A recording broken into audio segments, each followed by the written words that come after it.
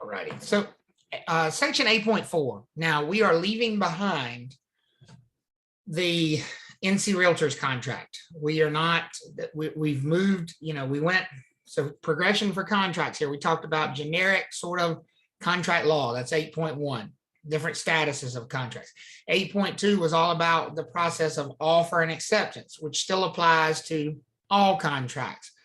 And then we did that deep sort of dive into one specific, very specific sales contract, the NC Realtors 2T contract.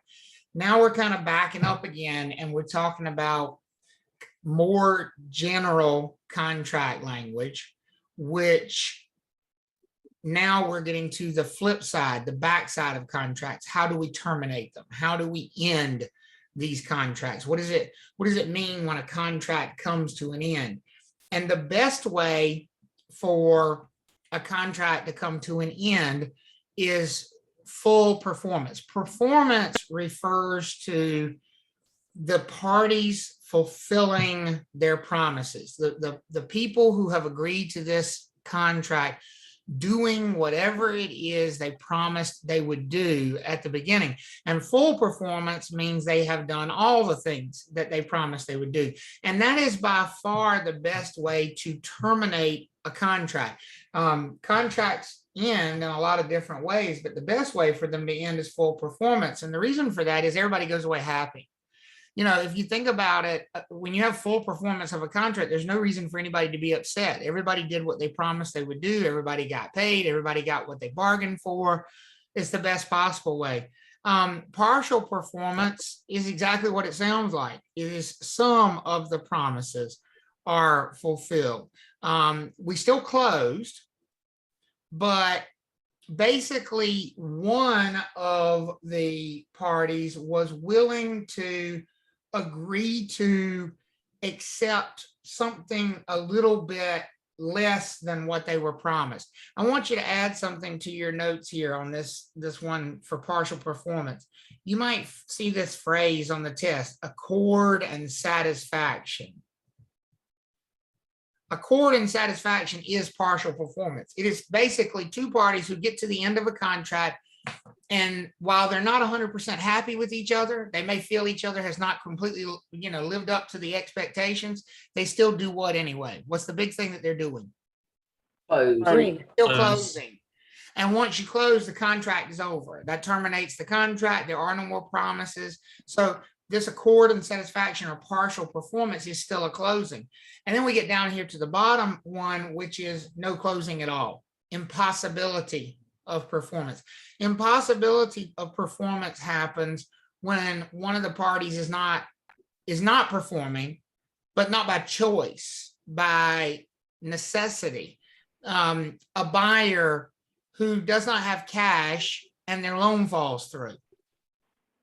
Well, they still are under contract to purchase, but it's impossible for them to do so. A seller who's under contract, but they finally have a title issue. That's an impossibility of performance.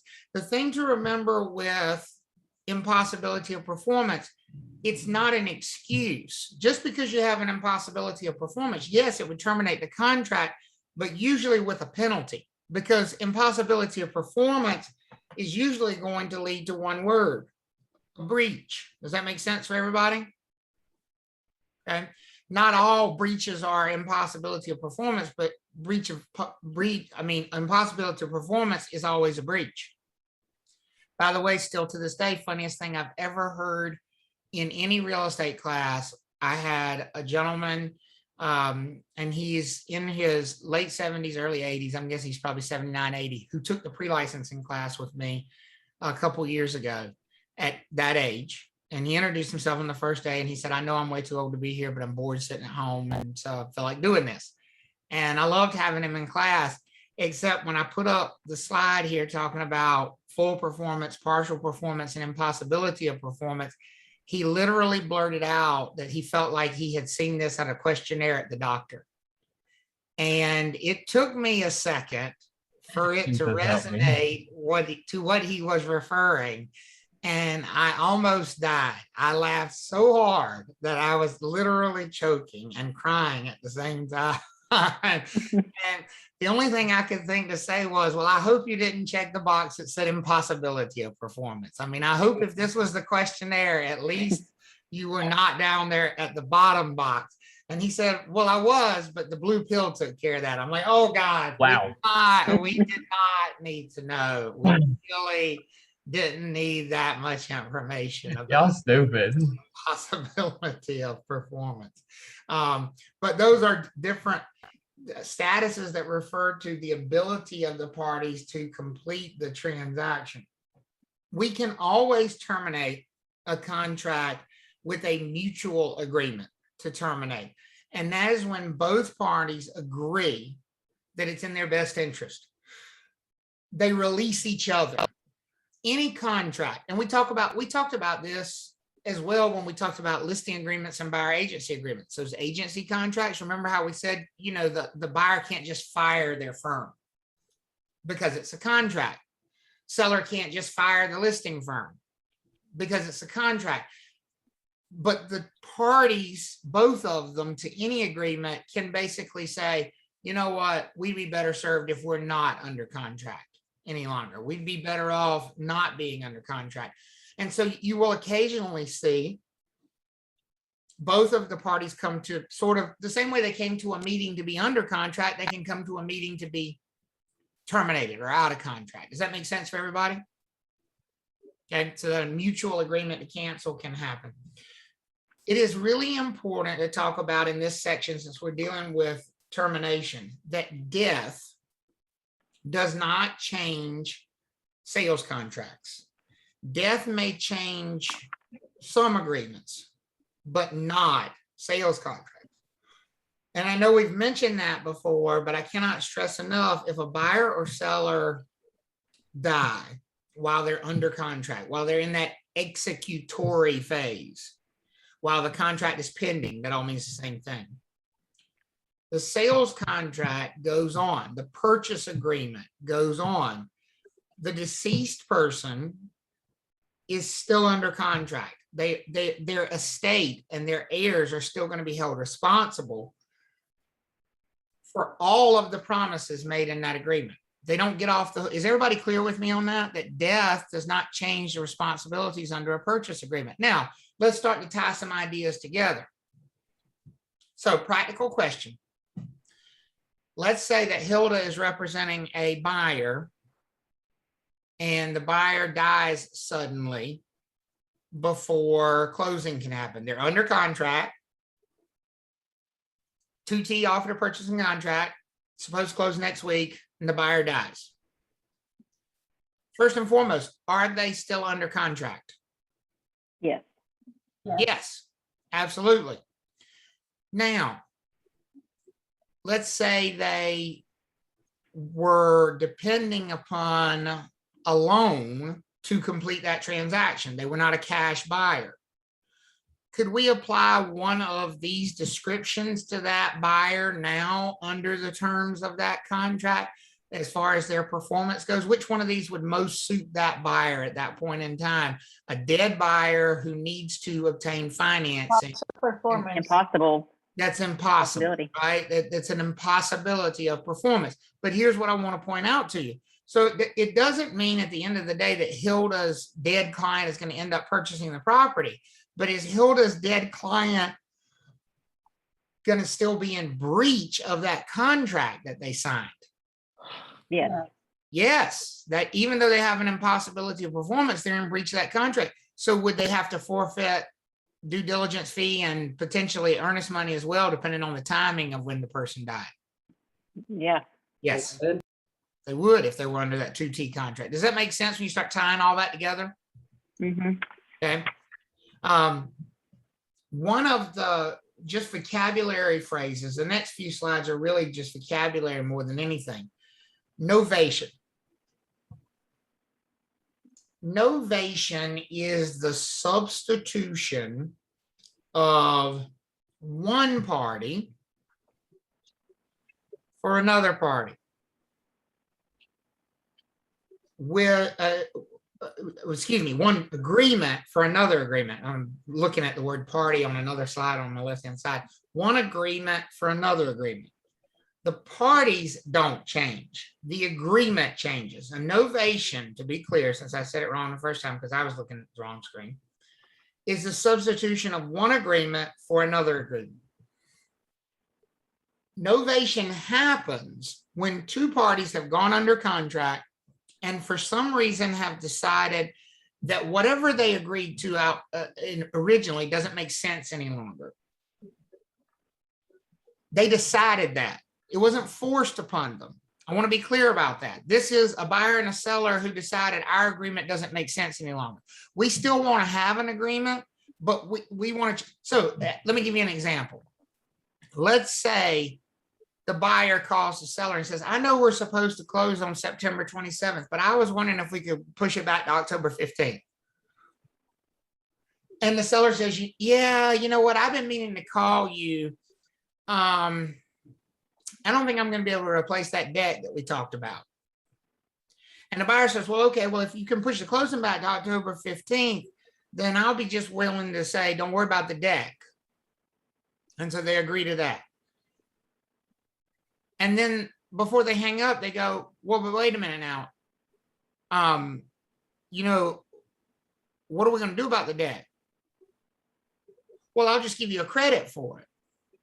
Okay, so now they've agreed on a $1,500 credit instead of the deck being repaired. Is everybody with me on that? So if you think about it, originally we had an agreement for this purchase price at this date with this deck being replaced. Now we have an agreement for this purchase price on a different date with the deck not being replaced, but the seller given a credit. Wouldn't it be easier than trying to make 5 or 6 different changes to that original agreement? Wouldn't it be easier just to scrap the whole original agreement and write up a brand new one in its place? Yeah. Yes. That's a novation. A novation is a substitution of a new agreement between the same two parties. So look at these two side by side, and I know it's kind of small here, but I had to try to get both of them on the same screen. I want to show you visually what a novation looks like. If you notice on a novation, look at the parties on the left and look at the parties on the right. What are they? Exactly the what? The same. Same parties. But what's changed is all the stuff down here. Purchase price is different. Earnest money, different. Or due diligence fee, rather, I'm sorry. Earnest money, different. Amount due at closing, different. In other words, same parties, same property, but they basically just went back and reworked their whole agreement. Does that make sense for everybody? Now, I want to be clear. This is not a counteroffer. We're talking about this change is made after they're already what? In contract. In contract, under contract. They were already pending. And people say, well, why would they do that? I don't know. People have reasons. They change their agreements all the time. I mean, in this case, they started with a price of $385 and then they dropped it to $360. Well, maybe they found a bunch of problems with the property and the buyer was about to walk away. Could the seller have said, now, wait. If I drop the price by $20,000, will you still buy it? Could they have had that discussion maybe? Yeah. So who knows why they reduced the price? Who knows why they lowered the due diligence fee but increased the earnest money? Maybe that made the seller feel more comfortable. But for whatever reason, they had an agreement. They both decided that agreement no longer made sense, that they needed to make several changes to it, not just one change. If they wanted to make one change, what word would they use? We talked about it earlier. It's an A word. Counteroffer. Amendment. Amendment. An amendment makes one change to an existing agreement. A novation literally says take that whole 15 pages and get rid of it and start over. And the only things that are going to stay the same is the property we're talking about and the people who signed the agreement. Does that make sense for everybody? That's a novation. Are we all, how do we feel there? We're pretty good? Yeah. Okay. An assignment. An assignment is almost kind of the opposite of a novation.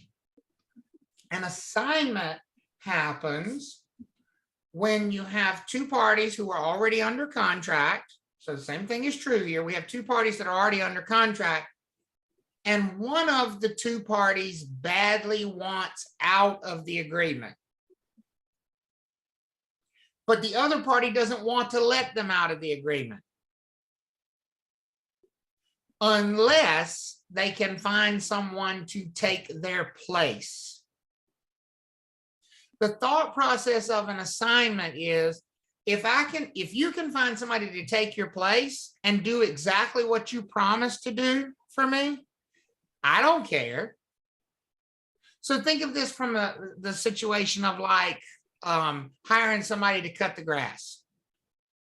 If I hire Michael to cut the grass at my house, and he comes to me and he says, listen, I can't cut the grass. And I say, well, we got a contract. I'm so sorry. We got a contract. And Michael says, but listen, I found Rachel who's willing to take over the responsibility and cut the grass. Can I substitute Rachel in for me? If I agree to that, what I've agreed to, folks, is an assignment of the contract. I've agreed to allow Michael to assign his responsibilities under the contract over to somebody else. Does that make sense for everybody?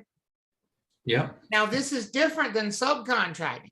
Subcontracting, who would still be responsible for cutting the grass? Michael. It would be Michael, right? In assignment, Michael is no longer responsible. Essentially, what I'm saying to Michael is, just find somebody to take your place and you can come off the contract and they will go what? With the On to the contract. They will go on. The key here is that the contract, the agreement is not going to change. We're simply going to substitute a new name in for one of the original parties. Does that make sense for everybody? If you think about it, isn't a loan assumption a form of assignment? If you think about it that way, isn't when you have a loan assumption, think about the promissory note. Isn't the promissory note being assigned over to the new buyer who's simply taking over responsibility for payment of that note?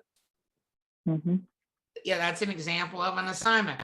Now, most contracts offer assignability, but not all. Notably, look at this one right here if you were ever asked this question. The 2T contract from NC Realtors is what? Not assignable. Not assignable. Let me tell you why that's important. If we had a sales contract, so look at these two right here. And if you'll notice, the agreement stays exactly the same. In both cases, we're selling 3434 Gold Leaf Court. In both cases, the contract price is for $385,000 with a $5,000 due diligence fee and a $10,000 earnest money deposit. Exactly the same agreement on both sides. Does that make sense for everybody? But on the right, Betty Buyer has been substituted for Shay Johnson. Does everybody see that? The only change made to this original agreement, Sam Seller's been under contract the whole time. Just initially, who made promises to Sam? Betty did. Betty. But now who's responsible for those promises? Shay. Shay is. That's an assignment. Some contracts allow that to happen without getting further permission. The 2T contract does not. The 2T contract says this can't happen unless who gives their permission? Both parties. Everyone. Both parties, the other one. So in this case, who would need to give their permission? Obviously, Betty's going to give her permission. She's the one that's getting out. But who would really need to give his permission here? Samuel Seller. Samuel the seller. Does that make sense for everybody? Sam Seller is going to have to be okay with this if this is the 2T contract. So an assignment is simply substituting a new person. We see this in leasing. In fact, we see this referred to by the wrong name in leasing quite often. A lot of times you hear the phrase subleasing. How many of you have ever heard that phrase subleasing? For sure. Well, there is a Yeah. such thing as a sublease, but that's often not what is happening. Most of the time, what's actually happening is an assignment of lease. What if the tenant wants to move out and they still have 2 years left on their lease, but they find somebody else to take their place for that 2 years, that's actually a what? What are we gonna call it? Sublease? That's an assignment. Assignment. If the tenant still got 2 years left on their lease and they want to move out and they want to find somebody else to take their place and somebody else to be responsible for that time period and for paying rent during that time, if that new person comes in and the new person's name goes on to the lease and the original tenant name goes off of the lease, that's actually an assignment of lease. Because essentially what you've done is taken the responsibility away from the original party and placed it all on the new party. Does that make sense for everybody? That's an assignment of contract.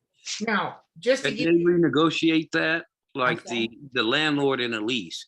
If that gets assigned, can the landlord raise the rent on the, you're missing the point of an okay. assignment, Henley. You're missing the point of an assignment. What does it say at the very top? And I understand it's a well-meaning question, but this is where you're ignoring the complete definition of an assignment. What is true of every assignment? All the terms are the same. The terms stay Okay. exactly the what? Same. The same. So the answer to the question of can the landlord rate? No, an assignment doesn't involve changing the terms any at all, not a bit. An assignment means just changing the party. That's it, the person. Okay. Can you If say we- more about subcontract? So subcontracting is more like subleasing. In subcontracting, you keep the contract exactly the same. You just authorize that person to have somebody work on their behalf, somebody to perform on their behalf. So like if I hire Michael to cut my grass, he might hire Rachel to actually do the job, but ultimately, who would I sue if the grass wasn't cut? It wouldn't be Michael. Rachel, it would be what? Michael. Michael. And that's subcontracting or subleasing. So subleasing, if we take subleasing, let's say Patty's got 2 years left on her lease. She moves out, but she subleases the property to Howard. If Howard doesn't pay rent, who's the landlord going to sue for the rent if it's a sublease? Patty. Patty, The the original one. original tenant, because she's the one responsible on the contract. But if Patty did an assignment of lease, who would the landlord sue when Howard didn't pay rent? Patty. Howard. Howard. Howard. Because in an assignment, Patty's name is not on the lease anymore. In an She's assignment of the contract, responsibility. the original person comes off and the new person goes on.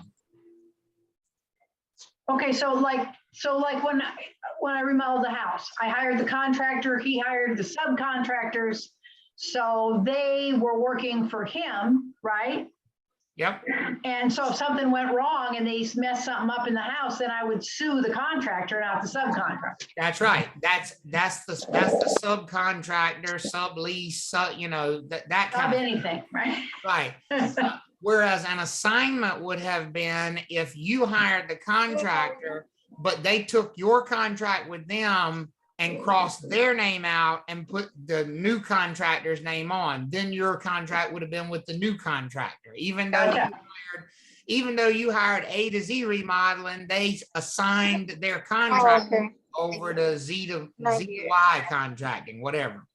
Okay, so, all right. Who is talking back there? What's going on? Sure. Hang on. I'm going to hit the mute all button. There we go. I got it. So you have to unmute yourself. I think you had a question, Elizabeth. Did you? Trying to clarify in my head the difference. So if we subcontract, the original person is still responsible, correct? Correct. That is exactly right. On an assignment, the original person is not Correct. still responsible, but the terms don't change. That's right. And on a novation, the people are the same, but the terms change. That's right. That's Okay, got it. exactly right. Yeesh. So basically 3 ways of changing the original agreement. The novation is the parties, the people who are responsible to each other stay the same, but what they promised changes. That's novation. Assignment is the promises stay the same, but you got 2 different dance partners, right? Somebody has, you have changed dance partners somehow. A new person has been interjected in, right? That's an assignment. A subcontract is the 2 original parties are still bound by the original promises, but one of them is lazy and having somebody do the work for them, but the responsibility is still with the original party. That's a subcontract. Does everybody see the difference in all 3 of those? Okay. So let's talk about, just for a second, give you the practical application of this. An assignment of contract. How many of you have seen the signs beside the road that say, "We buy ugly houses"? Yes. All the time. Mm-hmm. Or we buy houses for cash. We buy houses for cash. What if I told you that those people never intend to purchase those properties at all? What if I told you they never do purchase those properties? Because what if I told you they come into that? So let's say you own one of those properties and you call that phone number. They come into you. They're going to make you a quote unquote cash offer. Everybody with me on that? Yes. They're going to make you an offer, but usually with somewhat of a delayed closing date. They'll say, "Oh, well, we give you plenty of time to move. Let's just close in 90 days. Everybody good with me so far? Mhm. So let's say, now I'm going to leave this on the screen right here. So here's what we've agreed to. We're going to close in 90 days for $385. Okay, 90 days. And let's say Betty Buyer is the "we buy ugly houses" person. Is everybody good with me on that? Mhm. Okay. So one of the things that contract that those "we buy ugly houses" people is going to put in front of that seller is going to have in it, I guarantee you, is a paragraph that says, "This contract is fully assignable without further permission from the seller." In other words, if the buyer finds somebody who can take their place, can they do that at any point in time during the terms of this contract? What do y'all think? Yes. Yes. Yes. Yes. And I guarantee there's going to be yet another paragraph in there that says, during the pending stage of this contract, the buyer reserves the right to begin marketing the property for resale. In other words, can Betty Buyer put a sign in his front yard that says "for sale" as soon as we go under contract and not have to wait until after we close? Yes. Yes. Yeah. What do y'all think? If she Yeah. puts it in her Yeah. contract, can she do that? Yeah. Okay. So Betty Buyer has presented this contract to Sam, the seller, and Sam has signed it, agreeing to accept $385 90 days from now, but also giving Betty the right to assign that contract with no further notice and giving Betty the right to start to market the property. Everybody with me so far? Mhm. Mhm. So when Sam comes home from work the next day, what's he going to see in the front yard? For sale sign. For sale A sign. for sale sign. Okay. Now, the interesting thing is Betty's trying to sell the property, but she doesn't even yet what? Own it. Own Own it. it. So Sam goes on Betty's website to see where the property's for sale. Y'all with me here? Mhm. And here's what Sam sees. The property is for sale for $450,000 on Betty's website. Even more so, 2 days later, Betty gets a buyer for $450,000. Now, can she sell the property for $450,000? Yeah. Yeah. Sure Yes. she can. And she has 2 options. She can wait till she owns it and sell it for $450,000. In other words, she'd be buying it for $385,000 and then selling it for $450,000. Is everybody with me on that? Yeah. But under the contract that Betty wrote, she doesn't even have to wait. Can she just take her name off of the original contract and insert the buyer that she finds as the purchaser of the property? Is everybody with me on that? Yeah. And she will. But remember, that original contract stays exactly the same. What is still the purchase price there? 385. 385. Betty will then have a second contract with that same buyer that says that Betty is being paid $65,000 as an assignment fee. In other words, she is charging $65,000 to take her name off of that contract and put her name on it. Wow. Amazing. And That is- that yeah. is that business model, folks. That is the we buy ugly houses business model. That's what Can an agent do that? I know a regular person could do that, but can a licensed agent do something like that? anybody can do it technically. The problem with a licensee doing it is we are under an obligation to disclose material facts, one of which is that your property is worth more than this, that there's an intent to resell it for a profit. So it makes it harder for a licensee to do this because you'd have to go into the seller and say, you do understand, essentially, I'm taking advantage of the fact that you're a moron, right? That you understand that I'm going to immediately list your property for far more money. Do you understand that? And so it makes it practically much harder for a licensee to do it because a member of the public doesn't have to say that. And by the way, here's an application question for you. Does Betty Buyer need a real estate license to accomplish this transaction and make this $65,000 difference here? No. No, No, because No. she's never representing anybody other than who? Herself. no, Herself. She is a party to transaction number one, so she doesn't need a license for that transaction. In transaction number two, she's not going to be involved at all because that's going to be between Sam and Shay, and neither one of them are going to have representation. Does that make sense for everybody?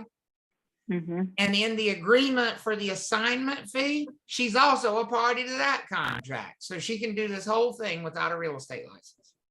So in your own words, is this a scam? Yes, I got one of these last week too. of the highest order. Okay. Because here's what this relies on, Howard. I love the way you asked the question.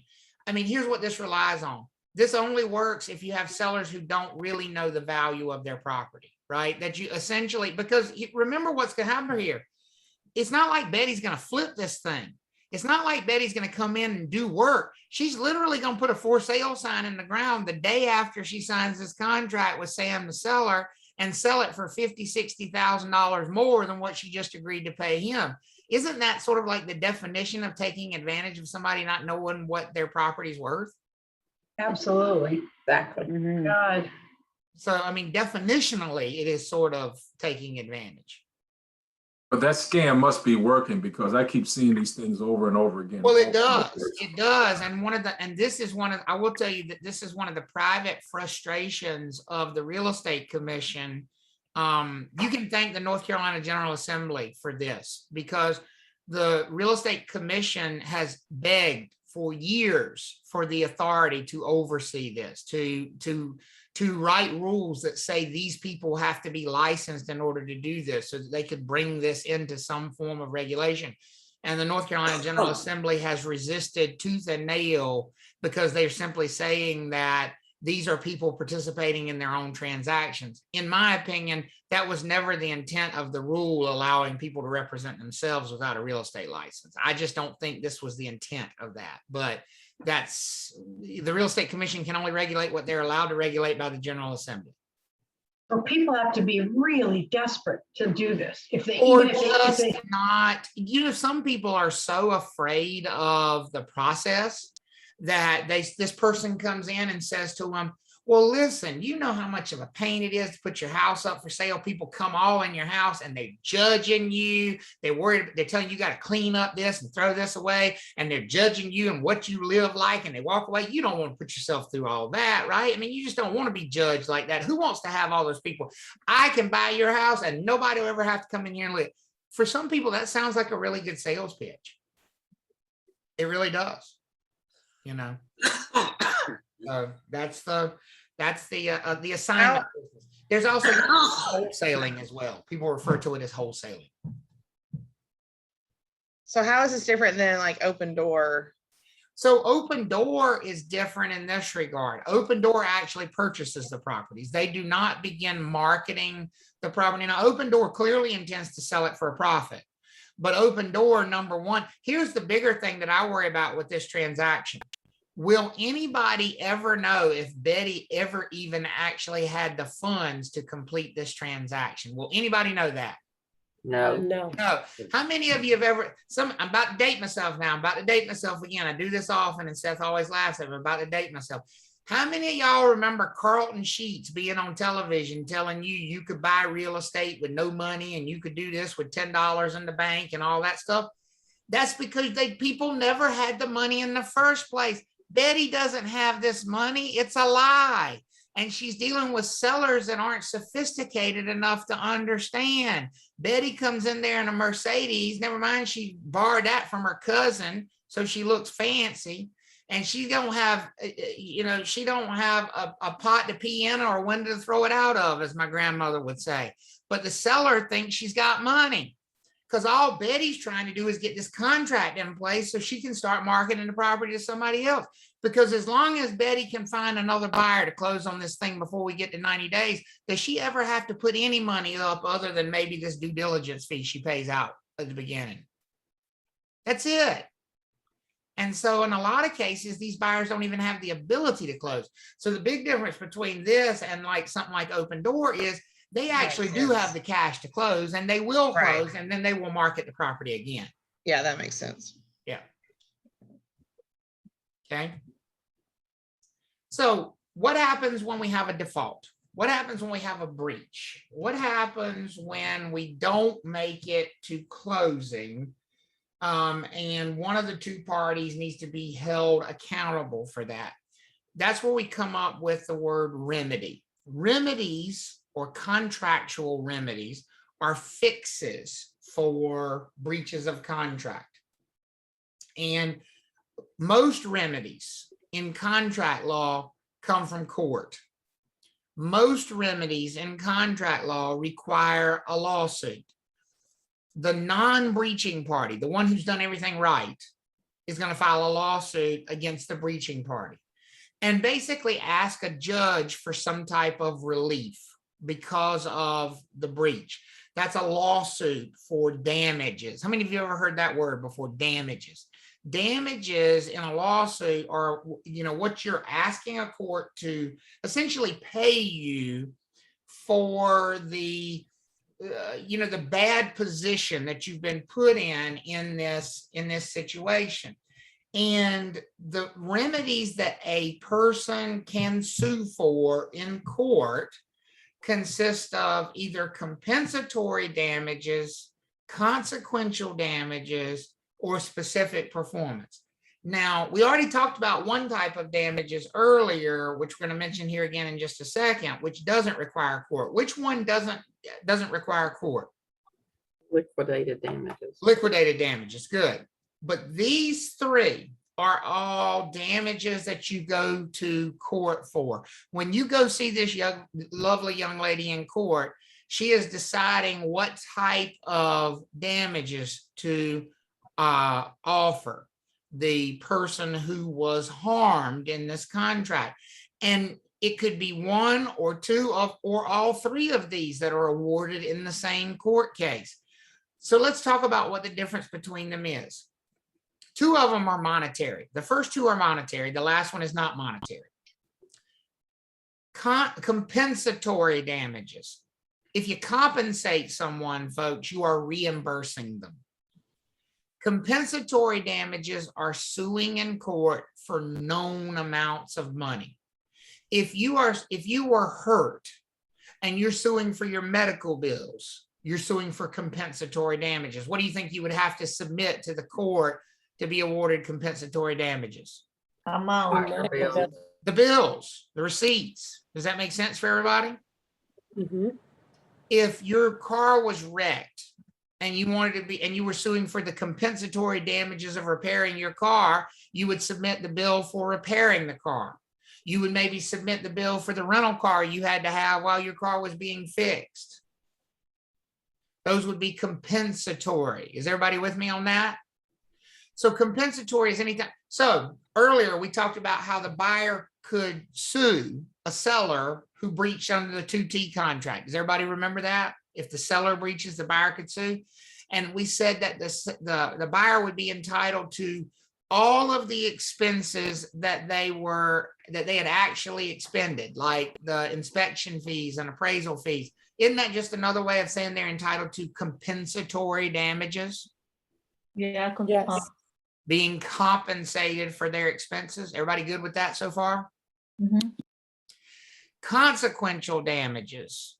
Consequential damages are special damages that do not have any basis in a bill, a receipt. Sometimes some people would argue they don't have any basis in reality. Everybody's favorite expression for this: I need you to pay me for my pain and suffering, right? Consequential damages are those ones that we don't really have a number for, but we're asking a judge to simply make up a number. You know, so I'm trying to think of how a buyer might sue a seller for compensatory damages. Well, I mean, for consequential damage, compensatory damages. So let's say, or let's just use this. Let's say that Patty was buying a house from Mandy, and Mandy decided 2 days before closing she's not selling. Would that be a breach by the seller? Yes. Yes. The seller's not allowed to make that decision under the 2T contract. Everybody with me so far? Yes. So Patty files a lawsuit. Patty says, I want my inspection money back. I want my due diligence money back. I want my earnest money deposit back. I want my appraisal fee back. I want my attorney's fees back. What kind of damages is she suing for? Compensatory. Compensatory damages. She says, additionally, Your Honor, I have been so emotionally scarred by this experience that I'll never be able to own a home my entire life. I'll never even be able to think about making an offer on another home as long as I live. And that emotional scarring has done at least $73.4 million worth of damage to me personally. And I would like $73.4 million in damages. What kind of damage is she suing for? Consequential. Consequential damages. Does that make sense for everybody? Mhm. Those are the two types of money damages that a court could award. Now, the last one would be a completely different lawsuit. The last one is a different approach for Patty. What if Patty doesn't want money? What if Patty wants exactly what was promised to her in the original contract? What if Patty wants the court to make Mandy do what Mandy promised she would do in the beginning? She would not be suing for damages. She would be suing for specific performance. Specific performance, or a lawsuit for specific performance, is where the non-breaching party is essentially saying to the court, make them do what they promised they would do. I don't want the money. You can keep your money and shove it up your rear end. I want that house, Mandy, because you promised to sell me that house. And by the way, does Patty have the right to sue for specific performance if that's what she decides she wants to do? Yes. Yes. And she would make an argument to the judge. Listen, Your Honor, I appreciate you offering to try to give me all these money damages, but I don't want that. Because all the money in the world is not going to give me that property. That's my dream property. I've searched and searched and searched, and that's the only property I could find that met what I was looking for. And she promised to sell it to me, and she should have to sell it to me. So I want her to specifically perform. And a judge has the power to make someone do exactly what they promised to do. So anytime on the test, when you see a test question about a lawsuit from a buyer forcing a seller to comply, what is that a lawsuit for? Specific performance. Specific performance. Does that make sense for everybody? Mm-hmm. Which is not monetary, it's action. So you got two that are monetary and one that's action when you sue. Okay. And the one we mentioned earlier, which is liquidated damages. Liquidated damages are the ones that are agreed to in advance and avoid the need for having this lawsuit to determine monetary damages down the road. Here's one of the interesting things. So let me ask you this question. Can you have a lawsuit at all against a party that agrees to liquidated damages? Is that something that can happen? No. No. No. So can the seller under the 2T contract in North Carolina sue the buyer for specific performance? Can the seller sue the buyer and force them to buy the property? No. No. No, because the buyer agreed to pay liquidated damages. Does that make sense for everybody? Yeah. And I've had people say, well, why can the buyer sue the seller?